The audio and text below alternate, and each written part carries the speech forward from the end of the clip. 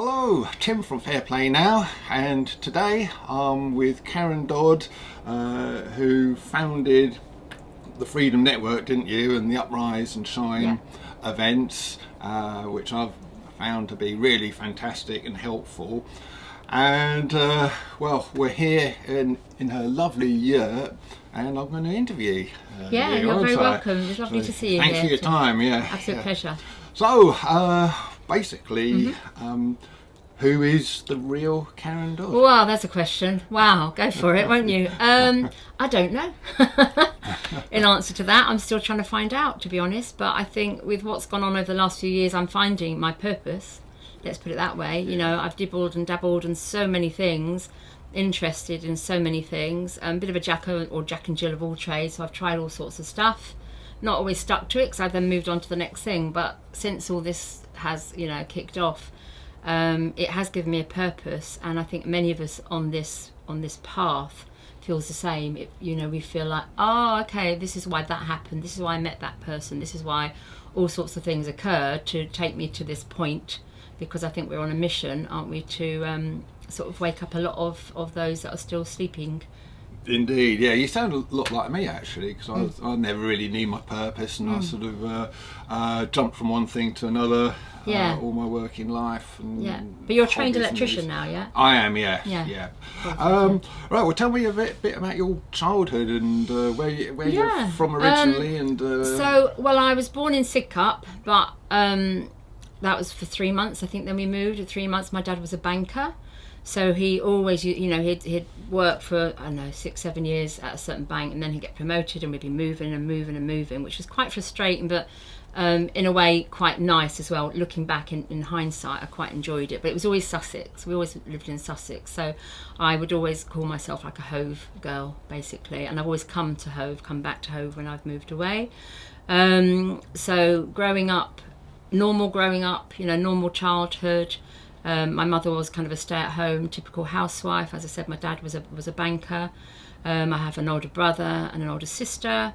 I would say I was a bit of the rebel. I wasn't a planned child, which I found out at some stage in my life. And I asked my mother about it. Actually, I said, was I planned? Because I was going through some process healing work, and it came up in a big sort of process that I was going through. And she told me this story. She said, when she found out she was pregnant with me, she was in the kitchen with her Polish friend, and she was very frightened to tell my father, because they didn't have a lot of money, and they had the pigeon pair, as they say. They had the boy and the girl, and then of course I popped along, so she didn't really know what to do. So her Polish friend said, well, we have this thing to do if you've got an unwanted child.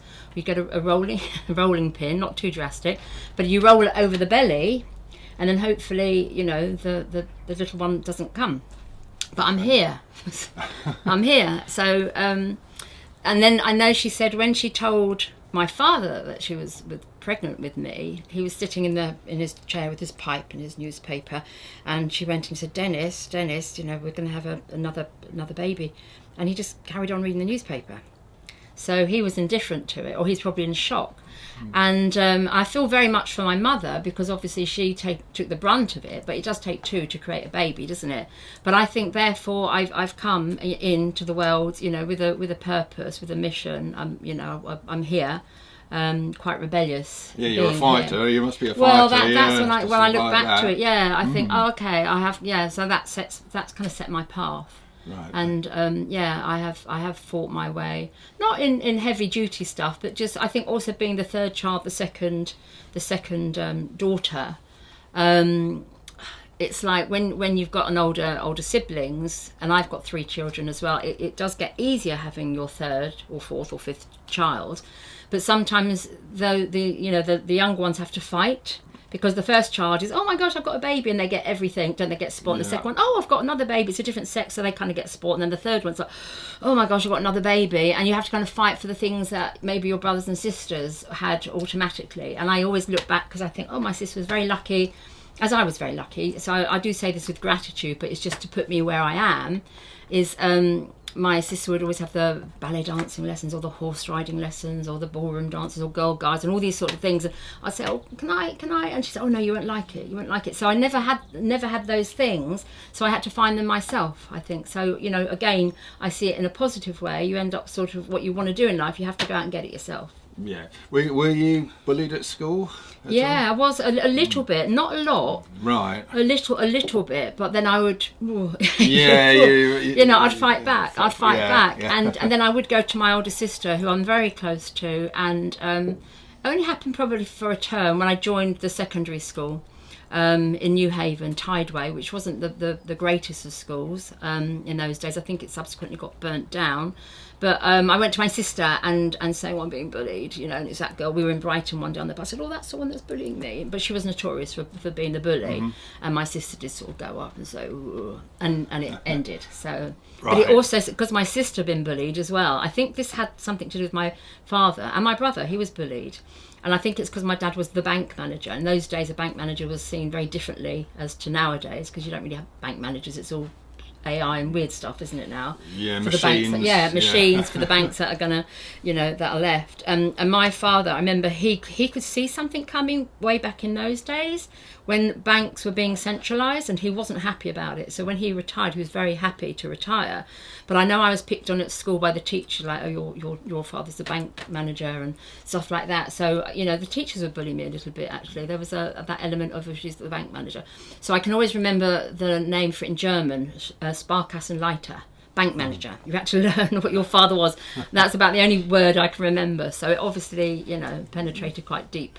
Indeed. So moving on to your teenage years, I'm guessing you were quite a rebellious teenager. Mm-hmm. Really? Am I right on that? Yeah. I was a little. I mean, I enjoyed my teenage years, and I enjoyed school for the social side of it. I couldn't wait to leave school. Same here. Yeah, GCSEs or GCE. GCE levels, that's what it was. Yeah, GCEs. Yeah, because it changed.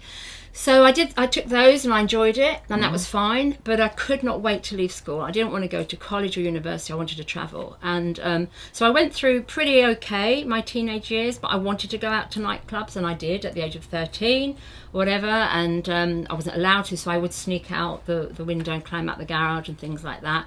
And then sometimes my parents would be there to greet me. So we had a little bit of fun.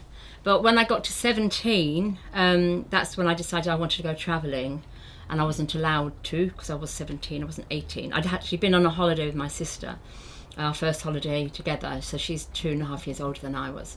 So at 17, I've been to Tenerife and had such an amazing time. I thought, oh wow, there's another way of living, sunshine and fun and parties and nightclubs till 3 or 4 in the morning. So I wanted to go back and hang out in Tenerife. And when I came home and told my parents, and I said, I'm going to go and live in Tenerife, and they said, no you're not.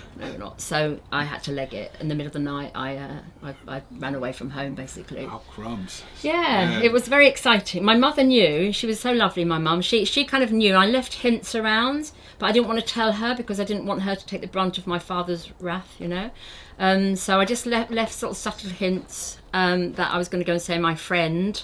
And in the morning, when I actually got up to sneak out the house, she was downstairs in the kitchen making me sandwiches. Oh, good. And which was, such an amazing thing for her to do. And then obviously I hugged her and I went out the door, and then I went off to Tenerife and had some time there. How long were you there for? Well, the first time I was only there for about, I think, 5 or 6 months, but you weren't allowed to because there was none of this EC stuff in those days. So, I wasn't supposed to be there. I think you could stay there for 3 months and that was it. So eventually I then came home and I went back for a longer spell. I got a job there and all sorts of stuff. But then the police found me and deported me. In the end, I got chucked out. Oh dear. Yeah. Very naughty. Yeah. Very, very naughty. Very naughty, but quite a learning experience. Yeah. And I thought I'd be a little bit more careful. I was working illegally because I didn't have the permit, and they found out. And they also thought I was hanging out with people that were a bit dodgy. To me, I was a little bit naive. I think they were dodgy, but I didn't see that side of them. So they did me a favour, I think, in the end, at that age of 17, to send me back, out the country. That's because I don't know where. that could have led. Yeah. So at 17 I came back, worked a little bit, and then went off to another country and another country, another country. So eventually I've sort of been all around the world, sort of backpacking or working my way here, there and everywhere. What sort of work did you do to finance this? Everything and anything really, Right. whether it's working in restaurants or bars or I was a trained secretary, sort of trained myself, so that was really good in Australia. I got a really decent job there. On the kibbutz, I was there for a year, so milking cows or working in factories or putting the little things in glasses, the little screws in glasses, and factory work and all sorts of stuff, you know. And to me that's why I think I can do a little bit of everything. I've experienced so many things, which has been really interesting, but I always think, right, what am I going to do when I grow up? But now I'm nearer retirement. So I read your latest newsletter, and you were saying about working on the kibbutzes, and you were saying you're working alongside people who had the tattoos. You know what I'm talking about. That's really tragic. The older staff, that was really tragic. I mean, they wouldn't sort of, you know, you'd see it subtly, and then they might open up a little bit about it.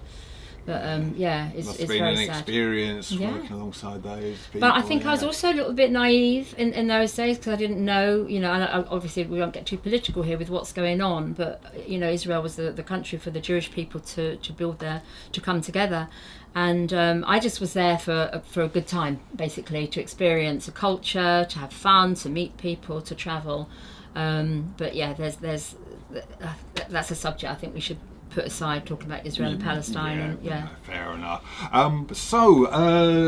You come back from your travelling. Did you get to a point where you settled down into a career? Yeah, I did. I mean, not so much a career, but I think it was 25 I came back, and then I thought, oh God, I'm 25, I'm going to start wanting children. I didn't think I'd want children because I was kind of, you know, having a nice time without them, and I realised children do change your life drastically in a positive way. So at 25, my sister had settled down. She was with I don't think she was married then, but she had a boyfriend. She had a really good job and a flat and a car and all these things that we've been brought up to try and achieve in this materialistic world. And I thought, okay, I need to settle down now. Just something told me I need to settle down. So I bought my first flat. That's what I did. I got my first flat and saved up for it, got a deposit, rented out one of the rooms, and just got a job training people to use word processors. Do you remember what they were? I do, yes. I had one, an Amstrad, I think it was. The Amstrad, Yeah.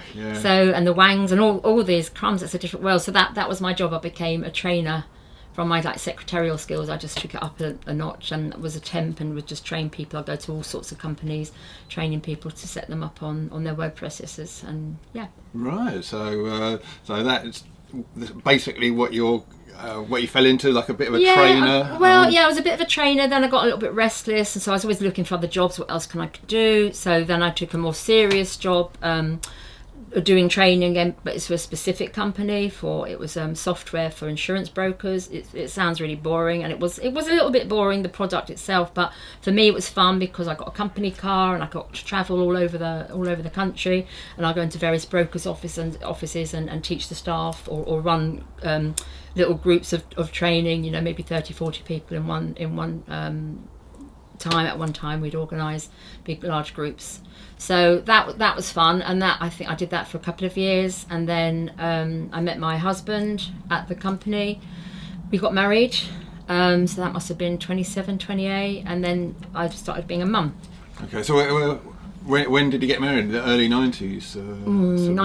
Yes, thank you. I think because I'm so bad with dates. 94, I think it was about 94. Oh, right, I got me and Lorraine got married in 91. So, you've been married a long time then. Just had our 32nd anniversary a few weeks ago. Oh, that's fantastic. So it's funny how we got married in that same we're pretty much the same age, really, aren't we? Anyway, so we all kind of follow that way, don't we?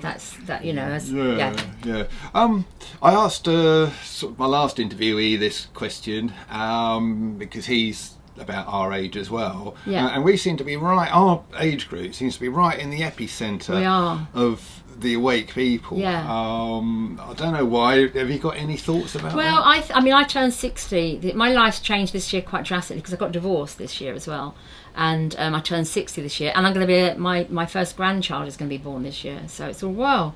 And I think days gone by, you think, when you get into 60, you see yourself as a bit of an person.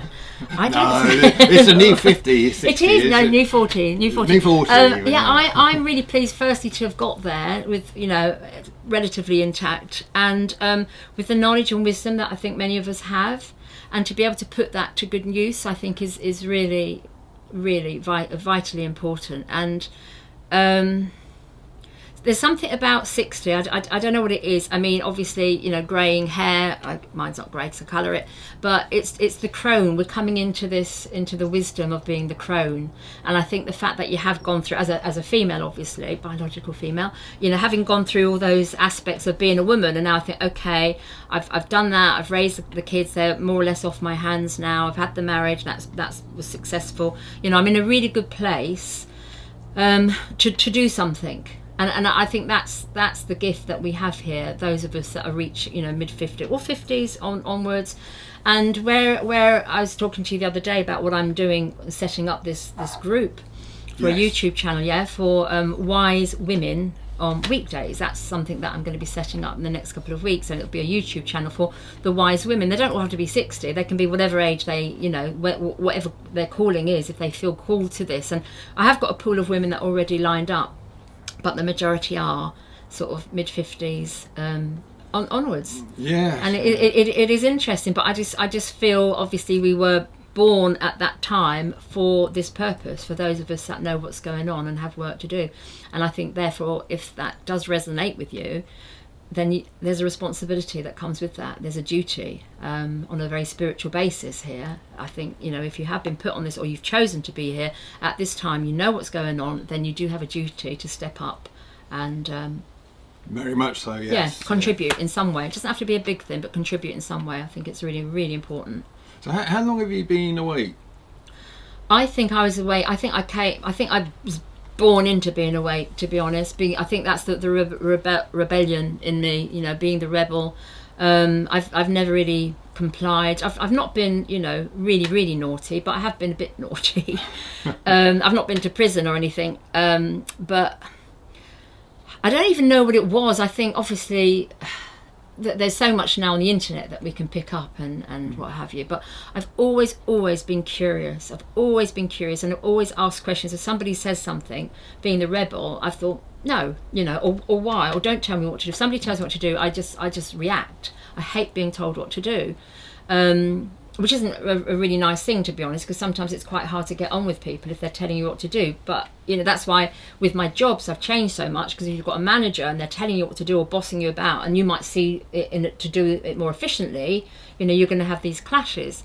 So being awake, I think there's just through spirituality, through going to various spiritual churches and playing as a youngster with Ouija boards and all that kind of stuff, it's kind of led me to thinking in a very critical way, and being very open to not just what you have been told at school or by your parents, because they don't necessarily know, do they?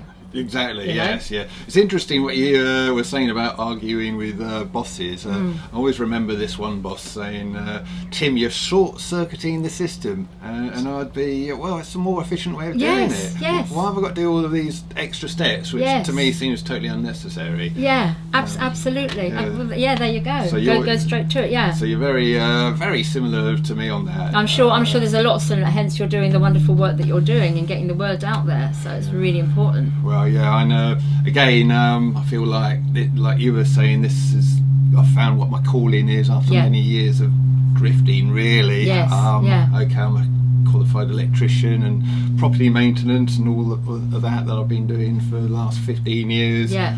Also nearly 20, and but before that I was chopping and changing all over the place. Trying to find something that meant something. I mean, chopping and changing I think is quite fun. It's interesting, but sometimes there's a void. It's like you haven't found the reason that you're supposed to be here, and I think that's to me that is it. I'm sure there's more coming, but I think, as I say, when you know that something is not right with the world, and as many of us do now, and many people are waking up, many people are thinking, that's not right, but they don't know where to go. They don't know how to find the answers because they're so used to complying and following orders. And I think that's why, your channel is great, because people can easily find it. And hence I'm setting up this Wise Women weekdays, which is really geared up for the masses that aren't awake. because that's what we need to do. We need to wake up the sleepyheads or help them in their process, because we're all evolving at different levels, aren't we? Not everybody has been born into being a rebel or whatever. That's fine. Otherwise, if we're all the same, life would be boring. But I think it is really vital that everybody, plays their part. That definitely plays their part. And for me, it is like finding my purpose. It is also a very lonely place. I find it a very lonely place because I guess you are in your own head quite a lot, and you are meeting like-minded people, which is great. But because you're on this mission, short circuit, you've got to get there. Sometimes you can't be all fluffy and nice and kind, and I don't mean ruthless, but there is an element of ruthlessness in it, because there's a bit of a time thing going on here, isn't there? Indeed. The Agenda 2030. 2030, yes. Yeah, yes. And what they're planning. I mean, thankfully they have just backtracked with this green agenda and stuff like that. But who knows what's around the corner? Because they have been doing this not since 2020. They've been doing this for centuries. It's amazing. It's amazing. So clever how they have been. Yeah. Indeed, yes. Tell us more about your upcoming YouTube channel, Wise Women Weekdays. Yes, Wise Women Weekdays. Well, it's sort of been in my mind for a fair bit, and I think when I set up the Freedom Network back at the beginning, we did do a few sort of little interviews and stuff like that, and in the year, actually, it was quite nice. But it was like the time, because I was organising the Freedom Network, which was very time consuming. I was helping Darren with the light paper, being the copywriter, and supporting him in that. And then I was doing the Uprise and Shines, and then I was doing the videos. Oh my God! And it was just too much. So it's always been there. And then a couple of people have mentioned things about gathering some women together or whatever. I don't actually know where it came from. But you just pick things up. It's like sowing the seeds, isn't it? Yes, you hear something, or somebody else says something, or somebody invites you to do something, or like whatever. I thought, okay, bingo, that's what I need to do. And I think it was actually on the back of the Richard Vobes interview. Somebody contacted me saying that they would like to get together and try and create something, which I thought brilliant. So somebody else is driving it, which is be really, really nice. Mm-hmm. Somebody else to take that initiative. That's kind of died a death now, but the seed has been sown. And now when I've mentioned it to women that are awake, they might not be as gung-ho as I am about let's get it out there and tell everybody. And I think I've got to back off on that. But they're very spiritually aware, and they do know what's going on. And I said, well, why don't you join me? And we want a pool of 13 women. I'm nearly there. 13 because we're using numerology in this, and I think it's really important to use the numerology and astrology and sacred geometry, all these things, all these tools that have been used kind of against us. We can bring them back and use them for us. And so we're going to have a pool of 13 women, and ideally it will be every weekday at 11 o'clock for 11Zs, like the good old house party. You probably don't remember house party, do you? Vaguely. Yeah, your mum would be watching it. It was something called house party, where the women, I was a child, but I remember my mother watching it, and I think there was a load of women in a kitchen, and they would just like drop in and have a coffee and a chat about, what's going on in their lives.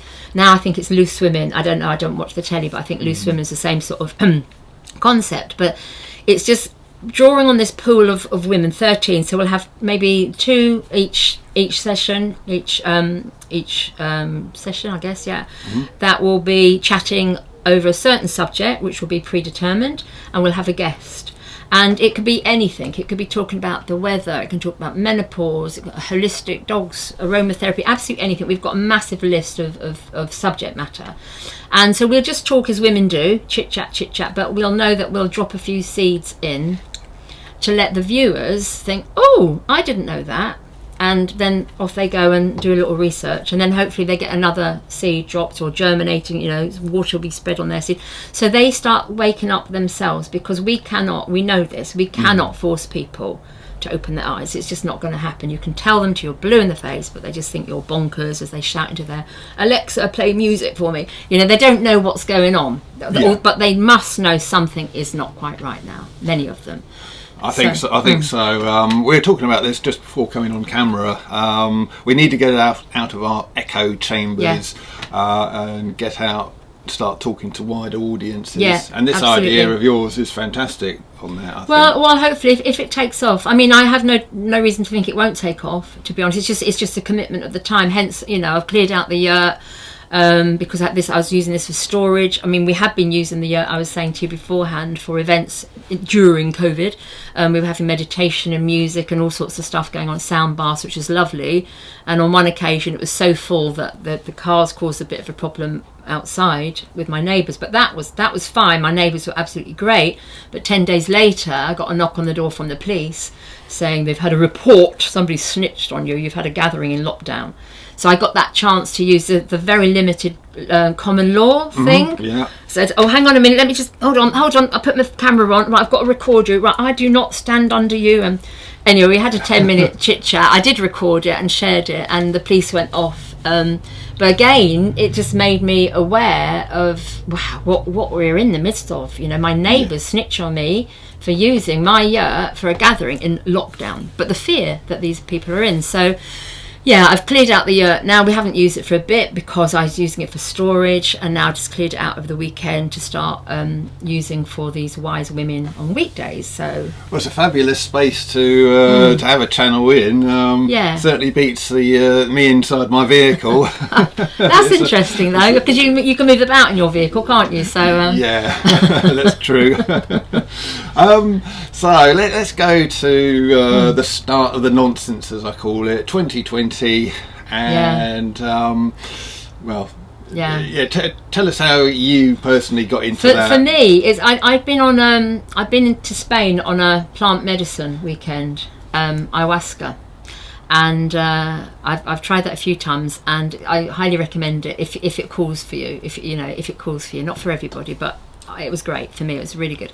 And we made some friends there. We actually call it Magic in Madrid because we had such amazing connection as a group of people, not just individually. It was quite incredible. And we kept in touch, and I was on Facebook in those days. I've came off it because they kept chucking me off Facebook. I thought I'll just leave. I am going to go back onto it now with this wise women thing, so to get more publicity. So one of my friends from this weekend, Tony, he's gone to Ireland, but he kept posting these things about this disease from China, and I thought he was a bit bonkers at the time. He was obsessed.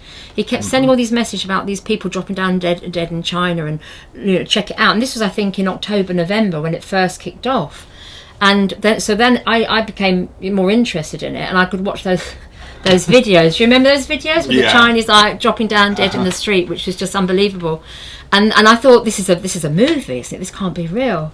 And then I realised, oh God, this is what they're going to do to us. Because I had this sense, before it happened, I just had a sense that something was coming our way. I had no idea what it was, but I just had this feeling in the ether, in the atmosphere, that something was coming our way. And bingo, it was that. But I was just astounded at how quickly, the general public just followed suit. That knocked me for six. And my friends, because you would just have these conversations with them, normal conversations, and just telling them, you think of what's going on, the truth, and they're like, what? They think they'd look at you so blankly. Yeah. And I've lost many friends over this, metaphorically, lost as well, both ways. I've actually lost some people. They've gone up or down, I think up. And other people, really good friends that I've had for most of my life, schoolgirls, school days, not interesting. Can you please, Karen, stop sending me this? Can you please? I said, yeah, okay, I wish you well. I only do it because I love you, I care about you, and I really would love you to know the truth of what's going on. That's why I've sent you these things. And I said, but no more, have a happy life, and I'll see you on the other side, hopefully.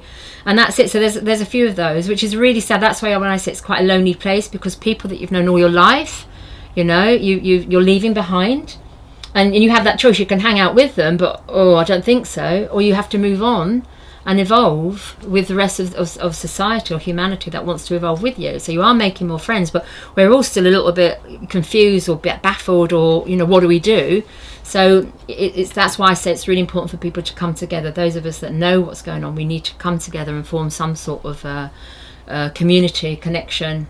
Is that why you set up the Freedom Network? Yeah, it was. It was instant. I mean, it was on the back of Keep Britain Free. I've been online and seen Simon Dolan had set up a Keep Britain Free channel, and I thought, yes, and that was, oh, thank God, there's other people that know what's going on. So I contacted him and said, can you put on your website the option for people to find other people in their locality? And lo and behold, he must have done it, because the next time I went on, you could find people in the southeast, southwest, north, etc. And then there was a group in Brighton. There were 5 people in Brighton that had found each other. So I got on there straight away. We met in Brighton. There was 13. We met in a pub in Brighton. Pub wasn't ideal because obviously people were toing and froing, and we were by the kitchen. So I said, I've got a friend where I'm at, where I live. You know, he'll let us use his cafe, and that's what we started doing. And the numbers just started getting bigger and bigger and bigger. And they were coming from all parts of Sussex. So then I said, okay, we need to take this further.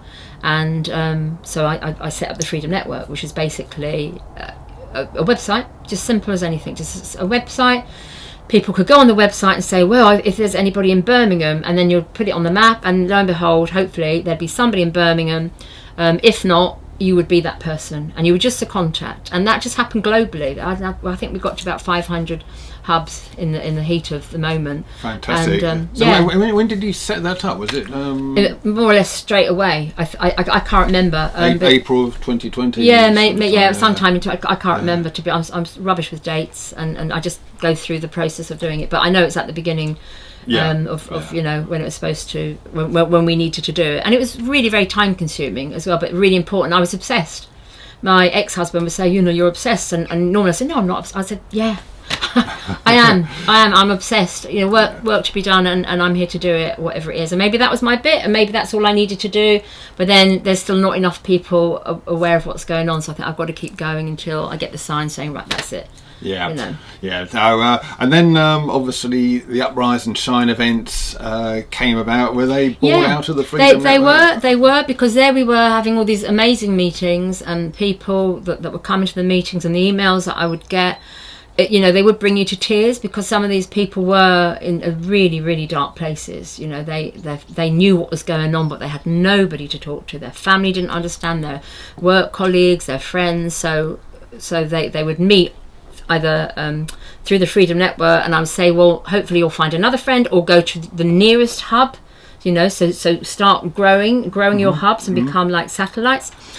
And then I thought, what else can we do? Okay, let's get people out. Let's have a conference. So we had our first conference in lockdown, which also was quite interesting. So my friend Ray, he very kindly let us use his land in Sussex, and I remember somebody who was part of the network. She ran one of the hubs. She contacted me and she said, "Oh, I've just been to check out the venue." And I was a little bit suspicious straight away. She hadn't said to me, "Look, can I go and check it out?" She gone, not behind my back, but gone. Right. Anybody that was doing something without my knowledge, I just thought, why? I'm very suspicious, curious. So she said, I've just gone to check it out, and so and so and so, and so they don't know that you're coming, and so I think, well, I don't want people to know, because in lockdown, you know, we're supposed to just get in, do our thing, and go away. And then she said, and also, you know, maybe you shouldn't have it now because of what's going on.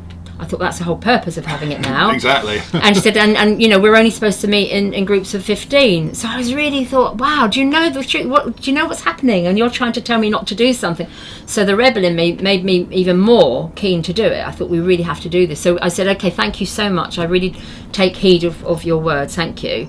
And then I just excommunicated, you know, I took her off the group emails, because I thought there was something not right. And we just went ahead and had our first gathering, and it was really phenomenal. When was that? When? Yes. Oh. Yeah, I know you and your dates, but I don't know. It was during lockdown. And it was sunny, but I can't remember. Right. It would be somewhere. There'll be footage taking you back. Okay. But I know. Yeah, I can't remember. No, that's fair. And but it was amazing, and just the fact, you know, that people were out and gathering, that's what did it. You know, that's what did it. We had speakers from all over. They were brilliant as well. The police, my dog, sorry. The police came by to check us out, and actually he was great, the guy that came in, because we were in lockdown. He said, I've had a report, and he said, and there I think we're supposed to be anti-social distance, with one mask. Yes, yeah. But we were just being normal, and he came and he said, what's going on? I said, it's a conference. That's why I always use the word conference, because it's for education. So the first Uprise and Shine I came to was the one that you had in September of 2021. Where was it? Forest Row. At Forest Row. Yeah, well, near Forest Row. Yeah. Okay. Not at Hope. No. Oh. This is a good 2 years ago. Right. Yeah. So I don't know if that would have been about the first. So the first one was Alfriston. Yeah. Then we went to, I think, Manchester. Oh no, then I went to Milton Keynes, then I went to Manchester, then I think I went to the Isle of Wight, and then I went to that one, I think. Oh, so that was about the fifth one. Yeah, that I went to. Yeah. I was trying to do like three a year.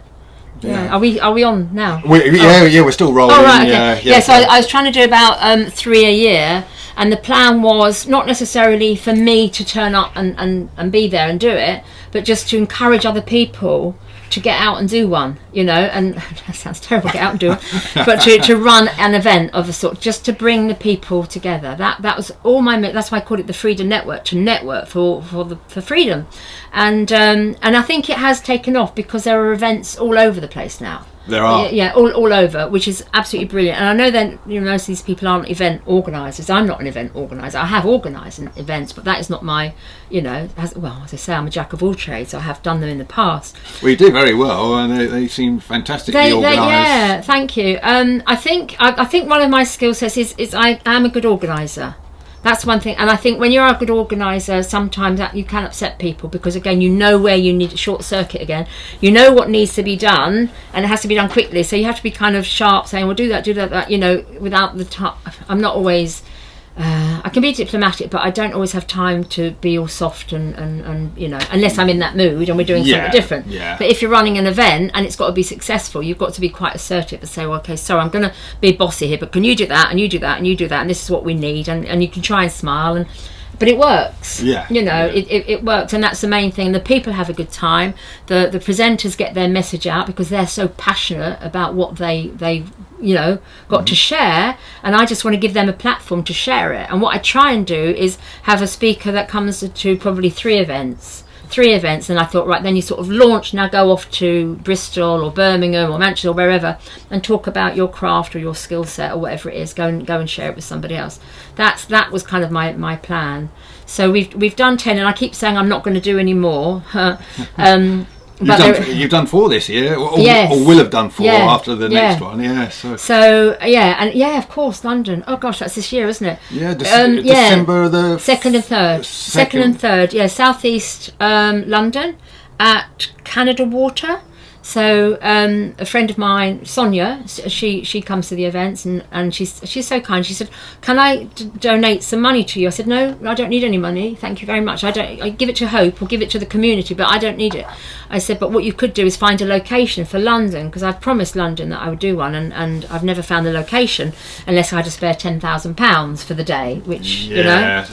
So she's found a location. It's not the most salubrious, but you can get to it. It accommodate our numbers. You know, we've got the caterers, everything's sorted, apart from we need to sell the tickets now. So 2nd and 3rd of December, Uprise and Shine. Further details would be on Eventbrite, which the link is in the Freedom Network website.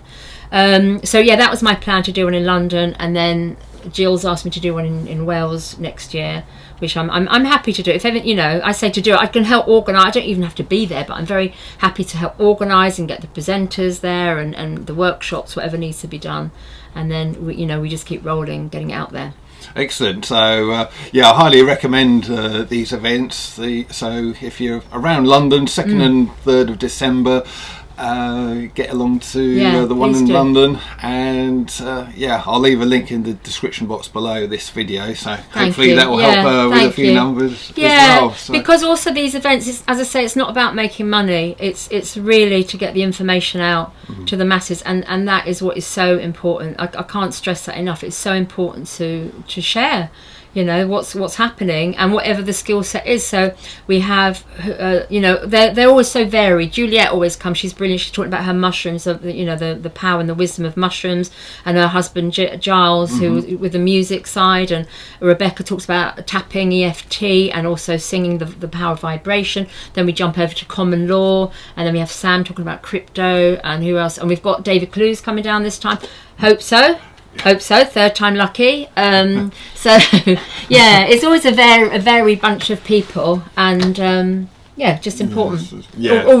All relevant to what's happening. Now, I absolutely love the Uprise and Shines. First one I went to, yes, I'd been on Stand in the Parks and the London marches, but spending a whole weekend in the presence of like-minded people, seeing fantastic speakers. I think that's how I found out about Mark Devlin, because he was speaking at that one. He's our team. He comes to all of them, bless him. And he always does that little DJ set at the end. He says that's the only time he DJs now, because he's got to be in bed at 10 or 11. So he loves it. I'm getting like that. Yeah, me too. I think that suits. I think the one in London, we've got a curfew at 9, and I think that was super. They get a couple of hours of playing some tunes. No, that'd be fantastic. So it's quite spiritual as well, isn't it? There's some spiritual speakers. Ultimately, it is all spiritual. So tell me a bit more about your take on spirituality. Well, I think we're all spiritual beings. Yeah. Everybody has a different aspect to their own spirituality, whether it is going to church. I mean, that's not my thing at all. I feel religion is a means to control the masses, to be honest. Organised religion, because they can over the years, Henry VIII, was it? Just change it? To suit his purpose. Henry VIII, just so he could get another wife, isn't it? Just as a random example. I mean, there's lots more, so I don't want to upset anybody. If you're religious, that's fine. I have respect to everybody, whatever they want to do. That's what freedom is about, in my opinion. But I think going really deeper, spirituality is what is key to our existence, and having that awareness of what we are, not necessarily who we are, but what we are, and what is within here, the energy body. So a lot of my jack of all trades work has taken me into being a healer. So I've done a lot of work in healing and yoga, and a yoga teacher. But one of my courses that I went on was run by a lady called Barbara Brennan. She's passed now. And she wrote a book, I think in the 80s, called Hands of Light. And that kind of changed my world. So this is going back, 15 years or so. And it was learning how to be a healer with your hands, using, the light that comes from your hands, which it does when you can tune into it, because I've actually witnessed it myself. And it teaches you all about your energy bodies, and we have many of them, and the ether. And when again you learn more about this, everything becomes more you can join the dots, you can understand what's going on. So and therefore you can come out of fear, because you realise that we are carrying our soul around in this skin, which is wonderful. We should really look after our bodies, our physical bodies. That's so important. But ultimately, when the skin, we leave it behind, the soul continues. It's energy. Energy changes, but with all the electrician, I'm sure energy. It doesn't. Does it disappear? Energy? No, it can change state, but it can't destroy it. No. There's energy bodies, and I think that's also, which is wonderful. So many people are becoming aware of this as vibrational bodies that we are, or the vibrational aspect of us, which is to do with sound and light and water. I was just on this weekend. I was at a workshop with Vida Austin, the New Zealand lady who's just come over, and she's talking about the consciousness of water and the messages that water can give you, and it is mind-blowing. The work that she has done is absolutely mind-blowing. And I did invite her to talk in London at Uprise, but she's gone off to America, or she'll be in America. She's not able. But so there's more people coming to the fore to teach us about all these things, which takes us back to what we are, who we are, or what we are, which is spiritual. And I think once you get that, you realise there is nothing to fear, because the body will be left behind, but our essence of who we are, what we are, goes somewhere else. And that's why this is a spiritual war, and the powers that should not be, your phrase, are kind of after the spirit. You think of what they are trying to do with the soul, and connect to the brain, and all that. All these people that some people think they're good, some people they're not good. I've got my own opinions on that, but ultimately you can see when you do start really going down those rabbit holes, what they are after, to microchip us, is more than just the body. It's the power of controlling us at a spiritual level. After the soul. It's interesting what you're saying. One thing that I've lost in these last few years, when you consider how full of fear these last few years have been for so many people, I've lost almost all my fear. It's just incredible. Fantastic. And that lady Rebecca, who was doing a talk at the last Uprise, she said, "Put your hands up if you don't fear anything." and before I could even think about it, my hand shot up. Wonderful, yeah. And then I was like, when it went up, I was like, oh.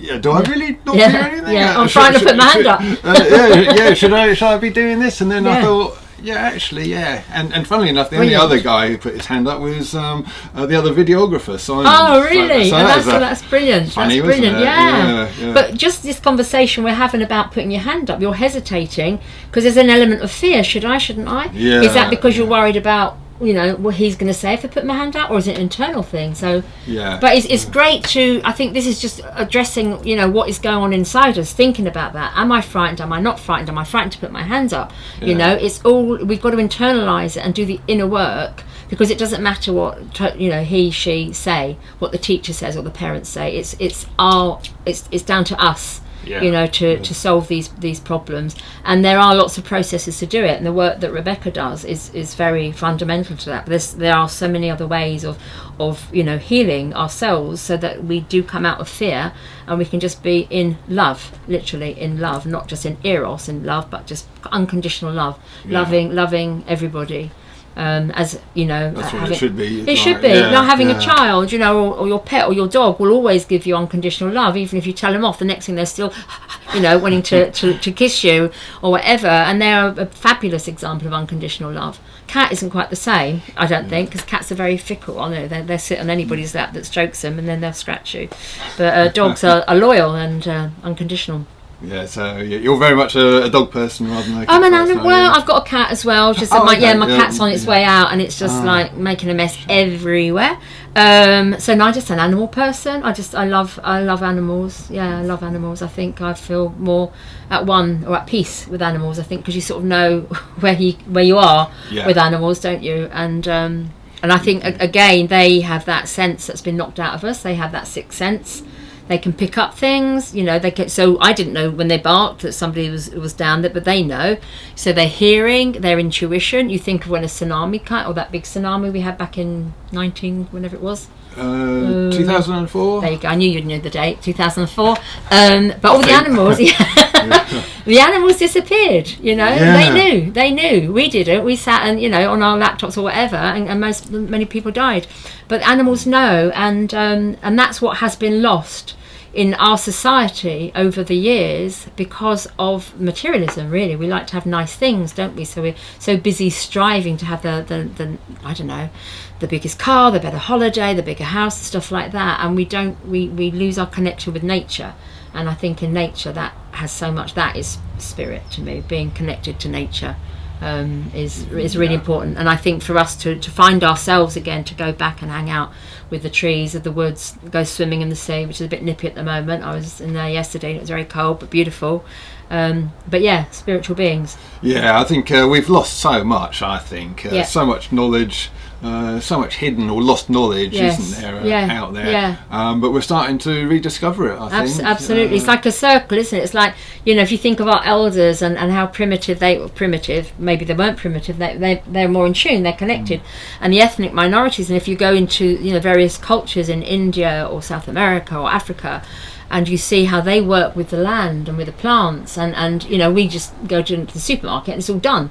And I understand that there's some people that don't know sort of where pork chops come from. They don't know, it comes from a pig and stuff like in our country. This is what I understand, because it has been taken out of us. Everything is just packaged in a supermarket, in a shop, on a screen, on this. Our connection to nature has been removed deliberately. So. And I think that's why it's so important, because we are nature. We're our connection. We're all the same, really. Different forms of energy. Yeah, we are. So let's talk about the future a bit. First of all, your future, and then we'll talk about future generally. So what have you got planned? Well, I've got my next 2 events planned, and then I've got the Wise Women Weekly planned. So that's on this, where I am with the freedom. I'm trying to move. I'm trying to sell my house because I have recently got divorced. So we're trying to, go our separate ways. And then I don't know. I am actually very excited because I want to buy a bongo. camper van. Oh, okay. So, yeah. Oh, I'd love a camper van. I mean, if I won the lottery, I wouldn't be buying Ferraris or No, you'll get a camper anything van. Just a VW pop top camper van. Yeah. Well, the Bonga's a cheaper version. You can get them quite cheap. And, really? and yeah, and I went to look at one actually after seeing Vida, the water lady, on Saturday. I went to look at one in Kent. I'm very excited about. So that's kind of what I want to do. I want to get a little camper van, not necessarily to go and live in it, but just to get back to your travelling. Yeah, get back to my travelling, pull up somewhere with my dogs and have a cup of tea or go into the city or whatever. That kind of really excites me.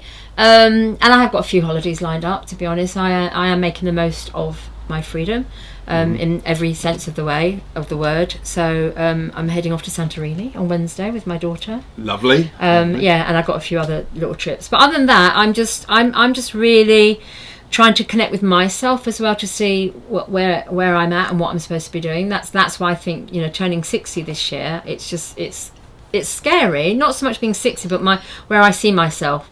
Whereas beforehand I was in this nice happy marriage, family, and I knew everything what was planned for the next the rest of my life. Whereas now it's push, and let's see what happens now. So it's kind of a vulnerable position to be in, but also it's quite exciting. Yeah. I'll be turning 60 towards the end of this winter. Really? So you're 63 as well? I'm 59 now. Right. I'll be turning 60 in February. So you're 64, baby. Yeah. Yeah. Okay. Yeah. So that makes all the difference. Yeah. So, but we're fellow Pisceans, I believe. Yeah. Yes, that's right. Yeah. Oh. So okay, February. Yeah. So you're late February. Which date are you then? 27th. 27th. Oh, okay. My daughter's 28th. I'm the 3rd of March. Oh, that's all very. Yeah, we're all very. Yeah, which is amazing. Yeah. Well, especially I was out. I'm doing lots of I love courses. I love finding out more information. And I was on a course last weekend, a workshop with Steve Judd. He's the astrologist. Very good. And he was saying on last Saturday. He's saying, again, I don't remember names and numbers, but Mars or Jupiter, whatever, they're all doing their thing, which doesn't normally happen. He said, so something ominous might happen today. Be really careful when you drive home. And then after lunch he came in and he said there's just been this invasion in Palestine or Israel. So so he was so apt. And again, the stars, there's so much that we can learn from the stars and from the earth and from the water that we haven't even tapped into yet. A lot of people obviously are very aware about astrology, but sort of, the general layperson, they read their stars maybe in the newspaper. He says, ignore that. That's all a load of nonsense, which I would concur. The other stuff, if you know your house signs and all that kind of stuff. So I really would love to learn more about that. Yeah. And one thing that it's kind of I've always found bizarre and that's annoyed me really is, if it's not sort of linking up with what mainstream science says, it's woo-woo, and which I think, well, why has that frame of mind even been put on us, first of all, and what are they trying to hide? Because they must be trying to hide something. Oh, I should think so. Hiding a lot. Well, it's coming out. I think that's why they're frightened as well, because so much is coming out, the truth, and that's why they're trying to shut us up with all these laws, the online safety bill, whatever it's called, like you can't speak the truth.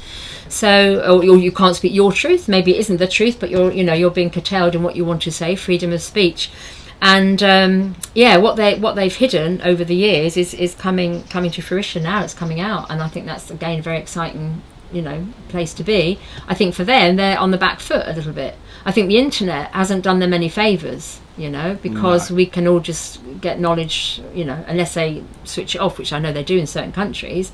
In Africa, where I have an interest because I was building some schools in Africa, and then if something was going on, if there was elections or whatever, the government would just literally turn off the internet, just like that. So But apparently, someone was saying at this talk yesterday I went to that someone somewhere is in the middle of inventing a new internet that I have heard this can't be controlled or something. But, a bit like maybe on BitChain or something. Well, I think Odyssey's on that. It's a blockchain platform. So no one person owns it. We all own it. Every time you go on it, you basically own it or something. That's how I understand blockchain, and therefore you can't be censored on it or anything. And so maybe that's the future. Well, it wouldn't surprise me at all, because I've heard rumours of that like 2 or 3 years ago when I heard people that might have been coming to the events. and talking, and now they've sort of gone AWOL. Well, no, not without permission. You know, they can do what they want, but they've disappeared because they are working on things in the background. And I think that is what is really amazing. So just like hearing what Veda Austin was talking about, have a look at her. If you haven't yet, check her out. It's incredible. It's on the back of Yasuro Emoto, the Japanese guy that did the consciousness with water, and you can say a word to water or play music, freeze the water, and then you get these hieroglyphs. You can see the description. So she's asking questions to the water, freezing it, and then when she goes and sees it, there's answers. It's just absolutely phenomenal. And we are 80-90% water, so so that's going on. And then, like you're saying, people that are creating maybe an alternative internet behind the scenes that will come out. There's lots going on that we don't actually know about yet, but it will come out, which are on our side rather than we've got some very clever people doing some and we have things. You think the percentage of those that are the powers that shouldn't be, how many there are compared to how many of us.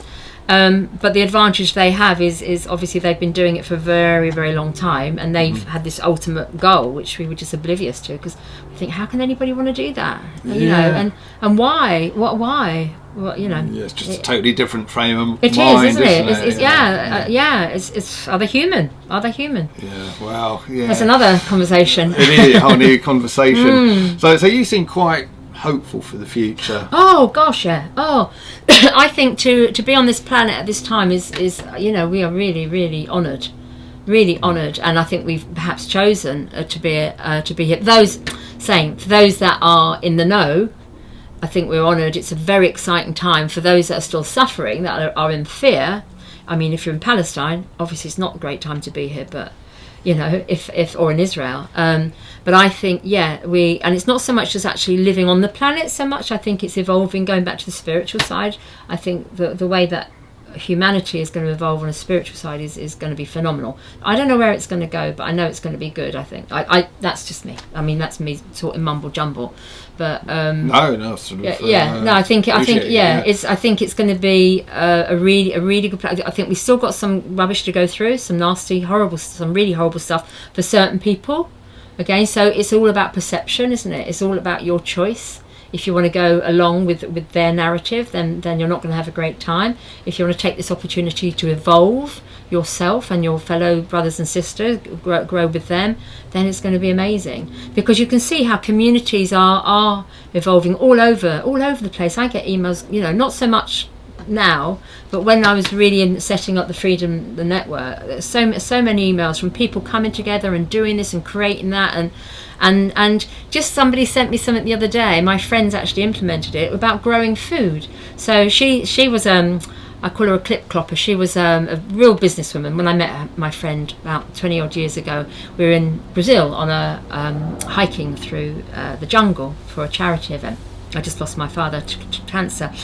And I met her, and she would say to me, this isn't me, I'm normally sort of in business suits and in the city and whatever. And I didn't believe her, because we were really roughing it. It was raining every day, we'd stay in a tent, pour the water out of our boots, wring out the socks that were soaked, having to put them on and walk through another 20 miles. So, but it was fun. And then we did the trip, and then I met her in London when I got back, and I thought, oh my God, is that really you? There she was, with all the diamonds and the designer and the fur and the high heel shoes. She was a different person. She was a real business, money-making person. Anyway, through this, she has just chucked her life up and sold her business, sold her house, and bought a little cottage in the middle of the woods, and there's nothing else around her, and she's just growing food. And her nails they're all lovely before, they're all full of mud and stuff like this. So she's really turned her life. She's a happier person. And I sent her this link the other day that somebody sent me about growing food and just putting copper wires around the poles. Oh yes. Yeah. And she said it's just phenomenal. The quality and the size of the food that she's growing is phenomenal. So I mean, we could all do that. That's a simple thing. Yeah. It's a simple thing. I've heard very vaguely about that. So what was it called? Electro growing, something like that. I think it's connecting to the magnesium. It's connecting to it's grounding, isn't it? Yeah. It's all about the grounding and energy. Okay. Going back to the energy. Yeah. But then also my friend last night, she sent. I have a little TFN Freedom Network chat group, Telegram group, and she put a thing on it that they're doing mainly in America. Over here, this is to do with the fruit and the food fruit and veg, they're spraying everything once it's been picked. Yeah, with that peel stuff. Yeah, which you can't get off. No, you can't get off. So you've got that choice. You can go to the supermarket and get your peel, where all the other stuff that has been sprayed on is going to be, kept together, or you can go and live in the woods and stick a copper tube, next to your apple tree and see what happens. So it's all about a choice, isn't it? It is. And that to me, so it's exciting to see how the copper works and the water and the astrology and all these other amazing things that we have access to, and more people that are expert in those fields are sharing their knowledge. So it's really exciting. It's a very exciting time to be alive and to be out there exploring all sorts of different avenues. I like with this stuff that I do. I'm going around here, there, and everywhere, meeting all sorts of people. And Clive DeCarl, who I was filming yesterday, he had his Tesla sort of machine, which was sort of glows and sparks inside these glass tubes, and you rub it on. It'd be bare skin probably, and it's supposed to have amazing healing. And apparently he was saying up until about 100 years ago, everywhere had these places, doctors, dentists, pharmacies. But they were free, I guess. You didn't have to pay a lot of money. No, so they're all done away with, and the knowledge was lost. But it's that you just used the key word there, explorer, and I think that's a thing, because most of our planet has been explored, hasn't it? The physical landscapes. I think there's a few countries, Papua New Guinea maybe, and some remote jungle places. But the most of the planet has been explored, and I'm an explorer. I love exploring. I've travelled the world, as I say, which I just wanted to, and the only place I wanted to go was to the moon. I don't know now if I will, but that was the last place that I really wanted to go to. But I think what we are doing is exploring, but in a different modality. It is like with the energies and with the Tesla machines, and the Rife machines and all this other stuff. So that's why it's so exciting, because there's stuff out there that we're learning which we don't know. So that's why it's so exciting. I've probably learnt more stuff in the last 3 years than the previous 30. And I'm sure many viewers will be the same. Which is fantastic. That's what we need. It is. So any closing thoughts at all? Not really. I'm just really happy that you're doing what you're doing. I think it's fantastic. You know, so my hat goes off to you, because we need more people like you going out there, filming, talking, chatting, sharing, because it's time consuming, you know, and so, you know, my hat goes off to you for that. Closing thoughts, just be kind to each other. You know, my message: be kind, be compassionate, be understanding. I need to do that. I say these things. I'm not always, but the intention, is it? Is yes. What's behind your words and your meanings and whatever it is that you act out. I think intention is really important. I think that's key, actually. What is your intention? Is it for the greater good? I know when I said this before, somebody said, "Oh, when she said greater good, I turned off," because I think that term has been grabbed. But I will grab it back. I think, you know, if we're all working passionately and compassionately for the greater good of all, then we're on the right path. Yeah, I think so.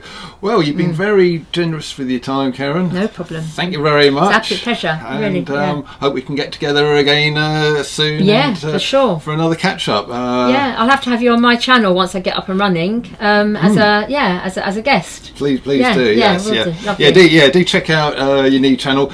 If you can say the channel and your websites as well. So, at the moment I'm the Freedom Network. That's the website. How Tim and I work together. But my new one will be Wise Women Weekdays, and I haven't really set anything up yet, but I'm going to go live. Richard Vobes will be my first guest on how to set up a YouTube channel, and that's, I think, in 2 weeks' time. So, brilliant. Yeah. Okay, well, I'm looking forward to looking at that. Lovely. I'll probably be will be one of your very first subscribers. Bless you. Thank you. Yeah, good luck with that. Thank you so much. And thank you for coming over to the yurt. Yeah. Appreciate it. Yes, fantastic. Thank you very much. Okay.